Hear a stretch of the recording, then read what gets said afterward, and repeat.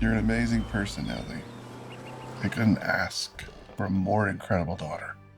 Are you actually trying to parent me right now? Who would want me to be a part of their life? A big reason I never made this film was because I couldn't cast it. And then I stumbled on Brendan. Immediately a light bulb went off. I had no idea how he was going to play Charlie. I just felt it was the right thing. I think Charlie is the most emotionally demanding character I've ever seen on paper. I had to walk the tightrope moment to moment. We're not in the wall. Mom, don't freak out. Shut up!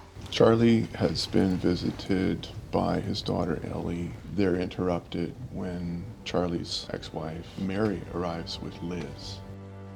Ellie told you that she was coming over? No, I did. And just in time, looks like. Ellie, how much money did he offer you? The lid has been blown off of his plan to gift money to his daughter. Charlie, we could have gotten you anything you needed. Special beds, physical therapists, fucking health insurance. It's an interesting scene as a director to take on. Mom, you're not getting any of my money. Oh, shut up, Ellie. Leave. Right now. Wait. Ellie, I know you didn't mean to hurt me. I know that You know what? Listen to me. Listen. I don't care about you. Get that through your fucking skull. Ellie, please. Just fucking die already. Enough!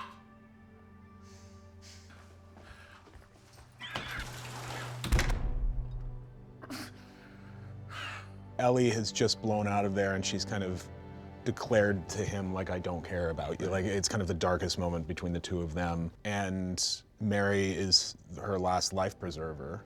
And so I think Charlie knows that. You're wheezing. You let me hear? Here was two characters who hadn't seen each other for a long time, who of course loved each other for a long time, who fell apart, and then they come back together in the scene. There's something very personal he was constantly bringing every day.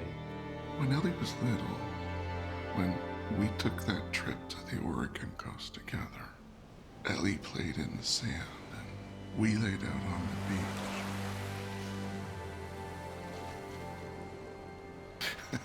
And you said for days after that, I smelled like seawater. Dying, Mary. I'm sorry. Fuck you. For sure? Yeah, for sure. Listen to me. I need to make certain that she's gonna be okay. We can't give up on her. You already gave up on her. You gave up on her when she was 8 years old. I wish I could have been a part of her life. It's a very, very pivotal scene. It's the only scene that has Mary in it. There is so much history and hurt because he's trying to make sure that his daughter is going to be okay. A part of both of your lives. Go to the hospital. If you'll notice, like, the camera stops moving when an actor stops moving. It was a moving sculpture at all times. The simple blocking of it all, everything needed to be concise, even down to the way that Charlie's feet propel him forward with one foot bladed in is indicative of the pain that he's in, that his legs just aren't strong enough. In spite of that, he's still trying his best to come closer to her. He's going to her for the first time. I need to know that she cares about people and other people care about her. And she's gonna be okay.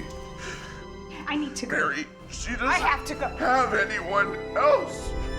I need to know that I have done one thing right with my life. We both played our parts.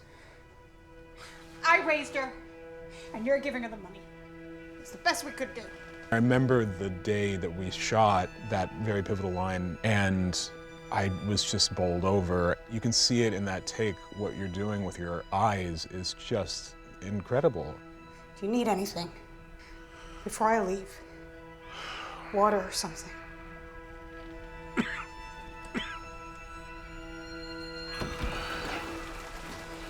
As soon as he did the first take, I realized that the camera was completely on the wrong side of the line.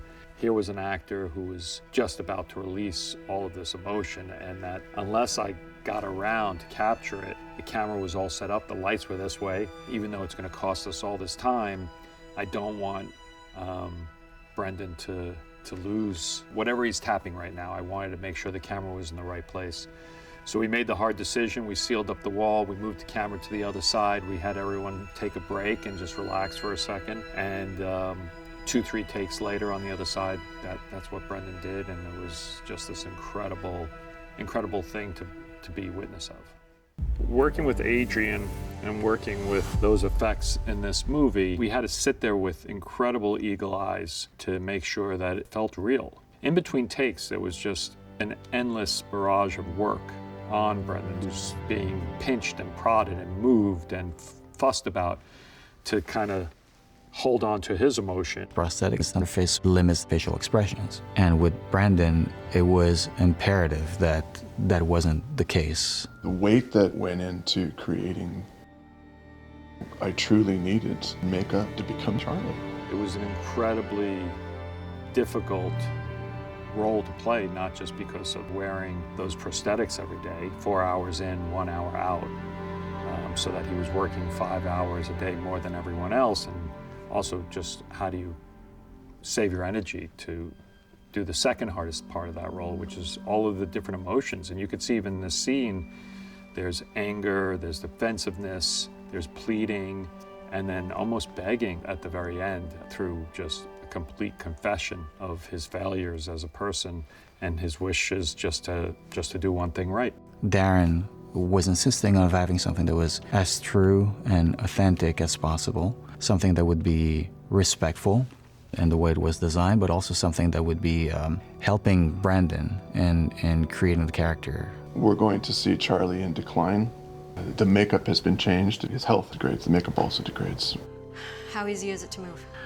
Not very. You had to maintain such a consistency of an emotional through line through this very long, very complicated scene over the process of many days.